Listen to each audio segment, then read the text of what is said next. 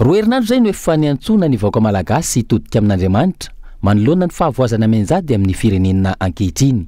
Mbola tazominy zany ho fitakiana ny fanovana tokony atao eto amin'ny firenena raha ny fanazavana.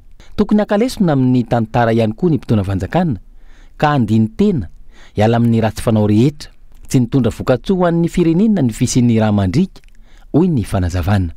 Bahoaka rery mpitondra fanjakana havana ampanetretena ary mifonona aminareo mba hisintona ny lasa fa tsisy mahandrak'izay eo amin'ny fahefana zany, tsy mandrak'izay ny fahefana de tsy maintsy ho sesy tany ve, tsy maintsy ho rava fananana ve, tsy maintsy tsoka ny fianakaviana. Bahoaka tsika mba hisintona ny lasa andiny tena hibebaka hiala amin'ny ratsy fanaotsika rehetrarehetra mbola politika na mpanodra na mpitondra andiny tena manoloana an'izao zava-misy zao. Zay zany ny antony ara-politika. Tokony hiverenantsika amin'ny Andriamanitra hienony feo fanahy masina fa tsy tafavoaka tsika mitondra inona teto amintsika moa zay raha mandrika be dia be mifanesisesy zay. Tafiditra lalina eto amin'ny firenentsika ny aizina ka mila fiverenana amin'ilay Andriamanitra pahary.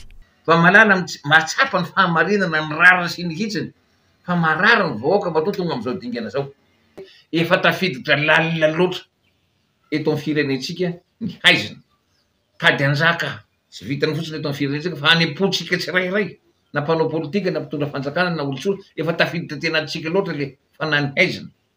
Zay indrindra mahatonga anay andao hiverina amin'ilay Jehovah Andriamanitra pahary, amin'ilay Jesosy Kristy tompitsika mpamonjy maty noho isika tondra ny aretintsika rehetrarehetra nefa nitsangana tamin'ny maty. Andao tsika hiverina amin'ny Jehovah pahary antsika sy Jesosy Kristy zanak'Andriamanitra mba hanampy antsika hialantsika amin'izao fahoriana mahazo antsika zao. Tsy vitan'olo tokana zany fanavotana ny firenena zany ka iantsonan'ny rehetra ifanometanany.